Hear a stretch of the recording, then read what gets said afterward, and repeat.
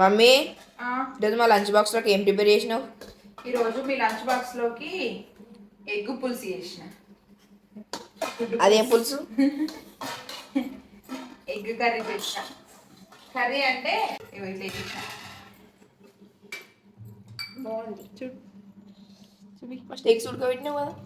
Eggs ఉడకబెట్టలే, ఉడకబెట్టినంతే బాగుంది. ఇదే hi friends, అందరికీ గుడ్ మార్నింగ్. టీటీపీ సైనియా. మీ పిల్లల లంచ్లోకి మీరేం వండిండ్రు? ఈరోజు మా పిల్లల లంచ్ బాక్స్లోకి నేను ఎగ్ కర్రీ చేసిన. తింటారా? పాలు తాగిండ్రు. అన్నం తింటారా? నాకు తినద్దు. మన ఊళ్ళో తెల్లైన లేడా గట్ల అయితే అట. ఎందుకు? పాలు తాగినాక నాన్ వెజ్ తినద్దు. అవునా?